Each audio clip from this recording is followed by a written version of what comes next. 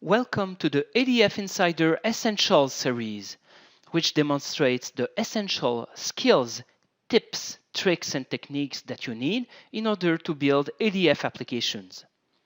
Today, I will show you how to create RESTful web services with ADF Business Components. I'm Frédéric Desbiens. I'm one of the ADF product managers.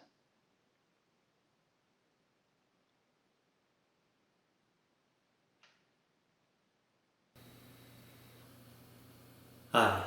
You may have seen a previous version of this video.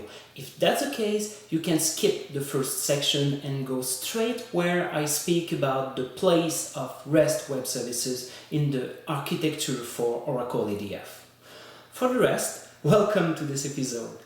REST services are all the rage right now, and lots of people want to do REST services. The only problem is that it's very easy right now to build SOAP services on the top of ADF BC. In order to do that, you simply create a service interface and expose it. In the case of REST, the process is a bit more involved, and the whole point of today's Insider is to explain you how to do it.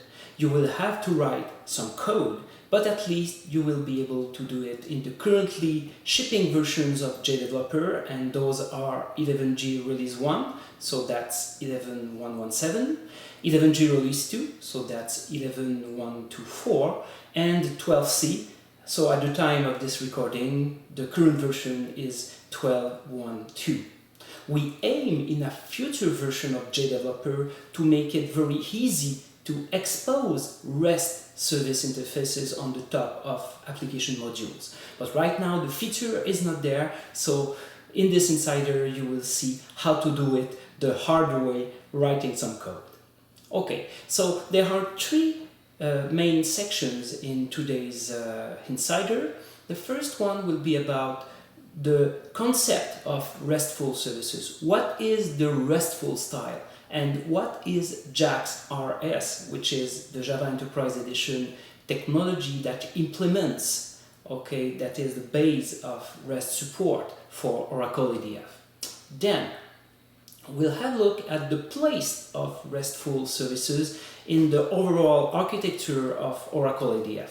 And finally, there will be a demo that will explain you the steps you must follow in order to expose a REST service that will retrieve an instance of an application module and then use a view object in order to return some data. If you've used SOAP web services in the past, you know that you can make SOAP web service calls over a variety of protocols. REST is completely different. REST is much simpler. Basically, in REST, we somehow hijack the standard operations or verbs of the HTTP protocol in order to make web service calls. So typically, we repurpose the following methods, HTTP methods in REST. So in order to retrieve data, you will make a GET.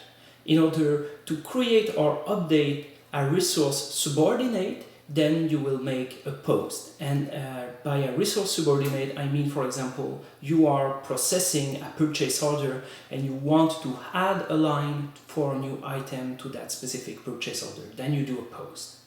With the put command, you will create or update a full resource. So that will be the main purchase order and maybe including a certain number of lines. And finally, the delete operation will enable you to delete a specific resource. Now in REST, there are a few things that are really important or that are really typical of the style. And the first one is that every resource should resolve to a URI. So if you are offering web services for bills, customers, etc., then you will have a specific URI for each of those resources.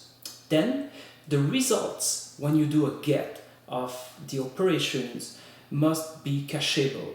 And by that I mean they must be cacheable through standard HTTP caching mechanisms like any other web content.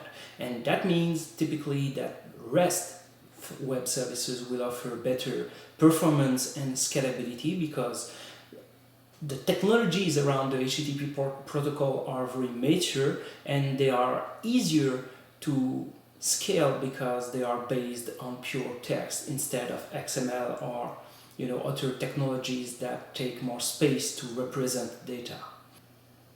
Typically, consuming a RESTful web service will require a little bit more work and thinking on your part. Why is that? First, there's no standard API in REST, and that means basically when you design your services, you must on your own come up with a standard and ensure that it will be enforced when developers produce new services. Then there's no standard definition language for the interfaces. In some web services, you've got WSDL, which is such a language. You don't have, let's say, universally recognized equivalent in REST for the time being. So you must once again ensure that you document everything properly and that you've got some sort of web service interface repository where people can look for and discover new services to use. Those two inconveniences are a bit mitigated by the fact that we offer nice web service and URL data controls in JDeveloper. And with those data controls, at least you have a uniform way to access REST-based web services. Now, obviously, not everything is perfect, but those data controls can do lots of interesting things for you. For example, the web service data control, when you access a REST web service, and if the data format for the web service is XML, the data control will be able to create an XML schema for you, an XSD file, in order to validate at least the data that comes, that comes from the web service. And this is something nice, but sometimes it won't necessarily work. And obviously, if you want to use another data format than XML, for example, JSON, then obviously you are on your own for the time being. In a future release of JDeveloper and ADF 12c, we aim to give you the opportunity or the possibility to expose an application module, an ADF BC application module, as a REST web service. So currently you can have a SOAP service interface on the top of an application module, and that service interface will in turn expose SDO-enabled view objects. And our aim is to offer you the possibility to do the same with REST in a future release. For the time being, this is something we are working on, and unfortunately, no, I cannot talk specifically about a release timeframe for that feature. So, since we don't know when this will be coming to the product, we need another way to build those REST web services on the top of ADF BC, and this is what this ADF Insider Essentials is all about. As I have stated before, there is no standard data format in RESTful web services. But let's say we've got a challenger for that title right now in the marketplace, and that challenger is JSON. JSON stands for JavaScript Object Notation, and basically it's got nothing to do with the JavaScript programming language apart from its syntax. Basically, JSON uses the JavaScript syntax to represent data structures and arrays. Okay, and that's it. You can consume and produce JSON from any programming language. So I've included a JSON example on the slide. This is from a publicly available REST web service that you can access on the web, and this specific web service returns information about movies. So as you can see, we've got various attributes for such a movie, and at some point we've got a genre attribute that lists the various genres the movie belongs to. And here you see clearly that the array is exactly like you would have defined it in JavaScript. But that's the only thing that links JSON to JavaScript, the syntax. So as you can see, it's more compact probably than an XML representation of the same data would have been, and since everything is text-based, it's easy to parse and less resource-intensive than XML. With all that said, why would you exactly choose REST web services over SOAP web services? And basically there are three reasons. First, RESTful web services are simpler than SOAP-based ones. You care only about HTTP, you just, shuffle text data back and forth instead of more complex structures, and HTTP skills are very widespread in the marketplace because, well, the whole web is built on them. Then, typically, REST web services will offer you better performance and scalability. Once again, because to produce the data and to consume it is less resource intensive than using SOAP-based software stacks. And finally, typically, REST web services will be a natural choice if you want to give access or access data. And in some cases, you have to implement very, very complex web services where the processes, will be complex themselves. You will need, for example, to guarantee that the web service messages have been delivered once and only once, or you would have to keep a transaction open, a long-running transaction between web service calls. In such scenarios, SOAP is better suited because you've got in SOAP some enterprise-level features that you can leverage in order to implement those scenarios instead of, coding everything yourself. But in most cases, the web service you want to build will be simpler than that, because you simply want to give access to partners to some data, or you want to implement simple create, update, delete functionality. And there, REST is at its best. Why? Because, once again, it's simpler and it's much easier to pick up. Then your developers are, mastering it quicker than with SOAP-based alternatives. That said, either SOAP or REST are viable alternatives in the marketplace, and ultimately the decision is, let's say, a matter of taste or preference, and you cannot go wrong with either of the choices. But typically, once again, it will be easier for you to have a scalable and performant web service by selecting the RESTful style of web services. In the world of Java Enterprise Edition, there is a standard API that enables the support of REST web services, and that API is JAX-RS. So JAX-RS is a specification, an integral part of Java Enterprise Edition since version 6. It was introduced through a JSR 311, and it is still evolving. So version 2.0 of JAX-RS is coming and is documented in JSR 339. There are several implementations of JAX-RS in the marketplace. So you've got one by Apache, one by JBoss, others that are supported by independent players. But in my example, I will use Jersey. Jersey is the reference implementation for JAX-RS and is another technology that comes directly from Oracle. If you're familiar with Oracle ADF, you have seen the diagram I show right now several times. This is the overall architecture for the framework. The question is, where do REST services fit in the framework? And basically the answer is simple. REST services are part of the business logic layer, which means when you code your REST web service, you won't have to deal with JSF components or the binding layer.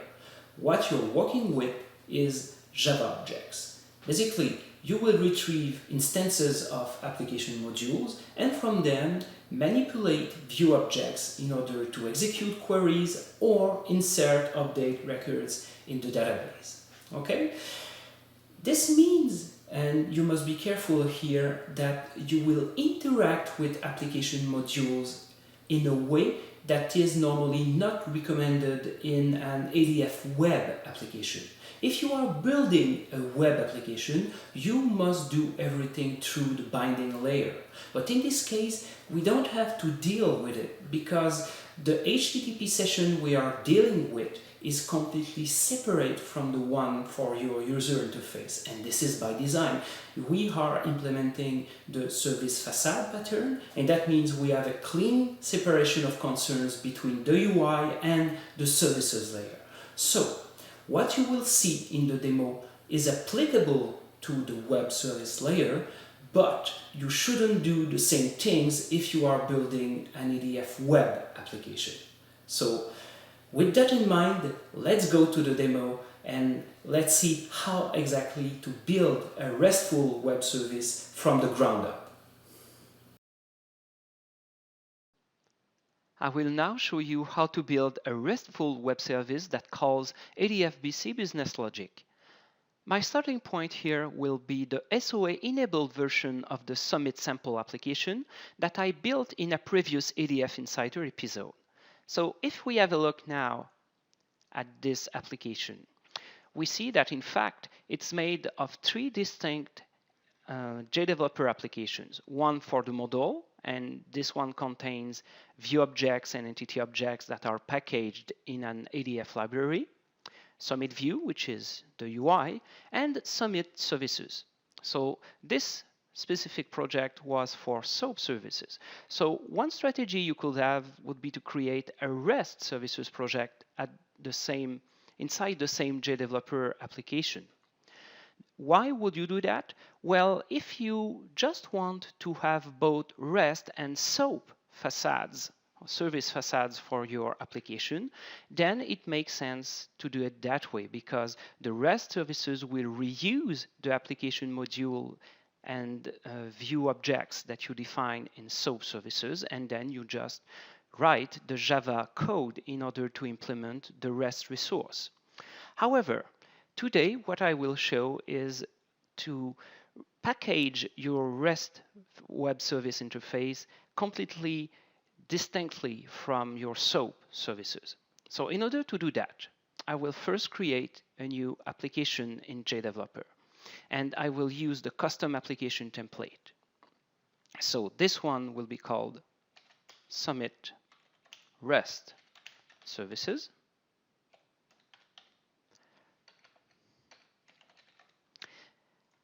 And as always, I put a meaningful package prefix. The project name here will be simply REST Services. And I must select ADF BC because I will manipulate app modules and view objects and that kind of stuff here. And I will add JSP and servlet support as well, because in the case of REST, when you expose the REST resource, in fact, you are exposing a servlet.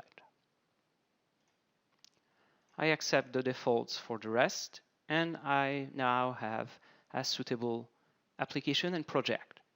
The second step is to import in my project the ADF library for what I'm trying to reuse. So I had the ADF library that contains the view objects and entity objects that I want to use in this service layer. Once I've done that, I need to enable ADF BC support for my project.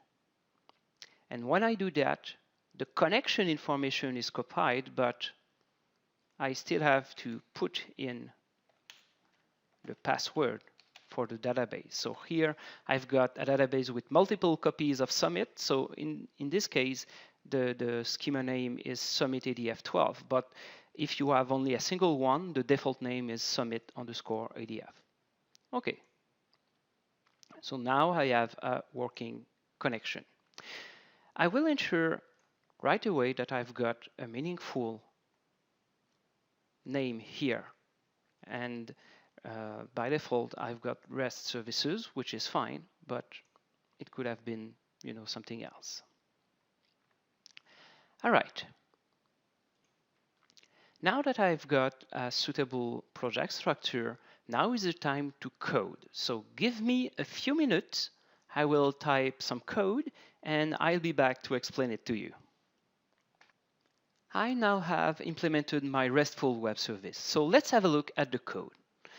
The first thing is the model package I put here. It contains a view object and an application module. So this view object extends one of the VOs that are in the ADF library I imported, and the application module contains in its data model the view object. So very, very straightforward and simple. The actual implementation for the REST service is here in the geography service class. What you see first here is the path annotation. This annotation is defined by the JAX RS specification. And this is the name or the resource path that will be referenced when calling the service. I put at the top 3 constants that define things I will reference below. So this is the fully qualified name for my application module, the name for the configuration I would use, and the name of the view object I will retrieve. The getCountries method here is the one actually doing the job. It's got 2 annotations. First, the get annotation, which states that the method will answer to the get verb, and the producer's annotation, which specifies what media format will be returned by the method. In this case, we are returning JSON, but the same code would return XML by just changing the media type. So that's the beauty of this specific implementation. Let's put it back at JSON. All right. So the getCountries method is quite straightforward. First, I initialize an array list in order to get my results, to put them in. And then I instantiate an application module by calling createRoot application module. Okay, this is something you should never do in an ADF web application. Why? Because the binding layer will do that for you. Okay, but in this case, we have no use for the binding layer since we are implementing a service. Now, you can see that most of the code in the method is enclosed in a try finally block. And the reason why is simply because by doing that, I ensure that the application module I instanced here will be released at the end. And there's a method I implemented in the parent class for this service, geography service extends REST service, that releases the application module. Okay, so let's have a look at this parent class. So the thing here is when I do release root application module, I put false as the second parameter value. And this ensures that the instance I have created before will be put back in the pool. So this will enhance the scalability for my service. All right, so now I've got an application module instance. I will retrieve the view object, and this is very, very easy. I execute the basic query. I don't have anything to specify here, no view criteria, nothing, because I'm just, fetching the whole list of countries. And now I iterate on the view object's row set. So I retrieve a row, I create an instance of country BO, which is the object I am returning. This is a POJO I've created in the BO package here. You see it's very, very simple. Okay, there's nothing complicated at all here because it's made of straightforward attributes. Okay, and this is the way, one way of doing it. Obviously, you could handle serialization in a different way. Some of my colleagues will take the XML from the view object and will serialize something in JSON from that. Okay, this is another way to do it. In my case, I chose to implement it that way because when you use XML, you introduce an intermediary, an intermediate serialization in the process, which lowers the performance of the solution. So in my case, you have to write more code because you have to implement those business objects, and then you have to write code to take the data from the row and put it in the business object. So this is tedious to write, but this will give you maximum performance. There are frameworks and utilities you can use in order to shuffle data back and forth between two distinct types of objects. Okay, the problem with them is that they use reflection, and reflection works, but it is typically slower than what I'm doing here. Okay, so I've implemented it that way. You choose the best way according to your own performance specifications and your taste for tedious code or not. All right, so once I filled all those country BO objects, they are added to the country's array list, and the return value for the service is simply that I take the array list and I build an array out of it. Okay, so in my code I use the array list because I don't have to pre-allocate space, okay, in order to put elements inside it. On the other hand, it's much better to return basic arrays and basic types when you're doing web services. So this is why I'm returning a very simple array here. Okay, so this is the code implementation, but there are a few missing pieces before I can deploy. And we will now create a few deployment descriptors, and then we'll create the deployment profiles and package everything in order to deploy to my WebLogic server instance. So let's close all of this. So the first descriptor I need to create is the web.xml descriptor. So let's do this. Let's make some space. So to create it, I go in the gallery, in deployment descriptors, I've got the Java Enterprise Edition deployment descriptor category. I choose web.xml, version 3.0, the latest one, and that's it. So I've got an empty web.xml here in source mode. So now I will cheat a bit and retrieve in my trusty text editor what I need to put here.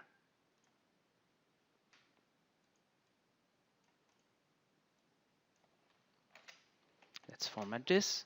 All right. So there are two important things to remember. First, I am declaring a servlet here. And this servlet is a standard JAX RS class. You see references all over the place to the name Jersey. Jersey, as I told you before, is the reference implementation for JAX RS. Since I'm using JDeveloper 12c here, JDeveloper 12c and ADF 12c are based on Java Enterprise Edition 6, and JAX RS is a part of Java Enterprise Edition 6. So you don't have to deploy any special jar in order for the REST service to work. However, if you are using 11G Release 1 or Release 2, you may have to deploy Jersey alongside your code, since 11G Release 1 and Release 2 work on WebLogic 10.3 something, and the 10.3 series are implementing Java Enterprise Edition 5, not version 6. All right, so this is a standard Jersey or JAX RS servlet, and Here I am passing an init parameter. This parameter tells the JAX RS stack that the application class is this one. Okay, this is the fully qualified name for a class. And this class is here, right here in my code. So as you can see, it is empty, or mostly empty. The reason for this is simply that this is a future-looking move, okay? Currently, the only thing the class does is to pass the fully qualified name for the package containing the REST resource endpoints, okay? So in this case, it's a single package, but I could have had multiple packages separated by semicolons here. But I may down the road have the need to parameterize the way the JAX RS stack will serialize stuff, or I may have to pass additional initialization parameters to the stack. So this class will be the place to do it. So now I could do without it, okay, but I put it because I want this class to be there in the future if I need to add configuration parameters to it. And this is a bit like, you know, what when you work with ADF BC, we recommend you to use ADF BC extension classes from the very beginning, even if they are empty. And I've done the same here with my Jersey service endpoints. Okay, so the second part in the web.xml descriptor is the servlet mapping. So all the JAX RS requests will be under the /rest URI. Okay, so this is straightforward. Now, the second thing I need to do is to add a WebLogic application descriptor to my application. The reason for this is that I need to put a reference to the ADF runtime. Otherwise, I will have exceptions at runtime because the application won't be able to find the application module class or the row class that are defined by the framework. So I select here the version 12.1.1. And here in libraries, I simply put a reference to ADF Oracle domain. And that's it. So now I've got all the descriptors I need. The only thing that's missing are deployment profiles. So I need one for the project. In some cases, you may have already a deployment profile for a jar or something. You simply delete it. What we need here is a WAR deployment profile because we are deploying a servlet, and servlet will only run in WAR files. So let's call it REST services.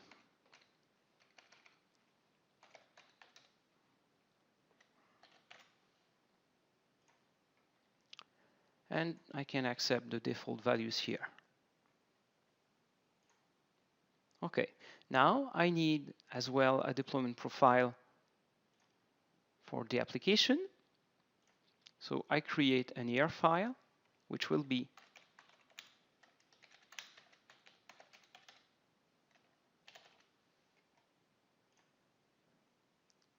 and in application assembly, I need to ensure that I select the WAR file.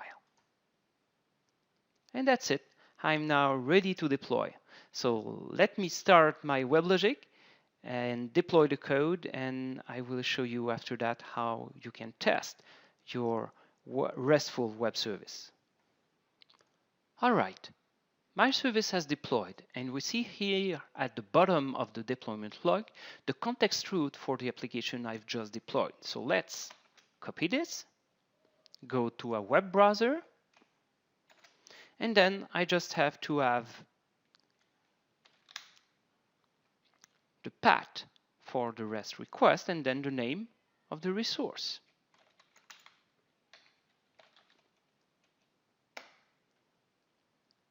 And here is the JSON output. So we see the name for this array and then entries with country and country code. Those are the two attributes I defined in my country BO object. And you can see the list goes on and on. So this shows that my implementation has been successful. And as you can see, things are fairly straightforward. The business logic is in my ADF library, and the actual implementation for my RESTful resource is quite thin. And that's the whole point. The service layer is light and can be deployed and tuned according to the needs of the service level agreement or the requirements defined in the service level agreements. You now know how to build RESTful web services with ADF BC components. But before you do so on your own, please wait a bit and hear a few words of advice. The first thing you must remember is that you must structure your code in a way that will ensure that each and every application module instance you retrieve will be released. If you don't release those instances, what will happen is that they will take space on the JVM heap and they will waste resources. So your motto should be release early, release often. But releasing is not enough. If you want to reach maximum performance, what you should do is to release those application modules to the application module pool. Okay, in some cases, this may not be possible because of some technical requirements, but in most cases, you should be able to do it. And what happens when you release those application modules to the pool is that you ensure that you will have enough application module instances to serve the requests that will come in under heavy load. Otherwise, you may run out of them and you will have to wait for one instance to be released, that kind of things. So ideally, you should always release to the pool. Another important thing to take into account in your design is separation of concerns. Your business logic in the service facade must be about view objects only. Why is that? Because you are exposing a service interface to the world. But the actual business logic must reside in the shared ADF library. And that means basically you may have brand new view objects in your service facade that don't exist in the shared library. But those brand new view objects must reuse the existing entity objects that are available, because that business logic and the validations contained herein must be shared between the web application and the service facade. Then, it is also very important to have the right number of application modules. Typically, in an ADF web application, you will try to have a single root application module and you will nest other modules inside. But in the case of RESTful web services, putting every service method in the same application module could be a mistake. Why is that? Well, maybe some of those methods will be less used than others. So what you should do is to determine how many application modules you need according to the various usage patterns for the methods contained. Okay? And then you will be able to tune each application module according to the load that will be put on it. So those are really fundamental things. Another way to reach the maximum scalability possible for your services layer is through the use of caching. There are various ways to implement caching in ADF, but in my opinion, one of the nicest ways of doing it is through the use of Oracle coherence. It is fairly easy to integrate Oracle coherence with ADF. You have some examples, some blog postings available on the web, some of them by Oracle ACE directors, for example. Oracle coherence, for those who don't know what it is an in-memory grid where basically you put some objects that can be shared between applications or between servers. So, through the use of coherence, you put, the data that must be cached from the database, and then you return from the cache instead of querying the database each and every time your web service is called. So this is straightforward. Now, the one thing you must remember is to ensure that if some of the data you have in your database must be refreshed, from time to time, you cannot, always return the same data set because you want the latest records to be returned to the consumers of the web service, then you must set proper expiration values for the objects you put in the cache. And basically that means that once those objects have expired, then your application will query the database again in order to get the freshest copy of the data. So this is out of the scope of today's presentation, so I will not show you how exactly to configure coherence and how to implement it on the top of your REST web services, but this is certainly something that you must take into account in your design and to ensure that you will reach the peak performance, because if you go to the database each time, it will be certainly much slower than to retrieve a cached copy from the server's memory.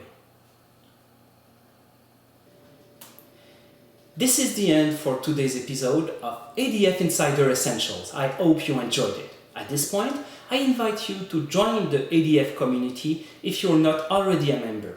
You can find us at oracle.com/ADF. Also, we are on Twitter, Google+, Facebook, and we've got two distinct YouTube channels as well. So ADF Insider Essentials that you can find on YouTube, and also ADF Architecture TV. And that second one is really in-depth content about various architectural level topics. So if you want to learn how to build, how to design ADF applications from the top, then this is the channel for you. I'm Frédéric Desviens. Thank you for watching and see you next time.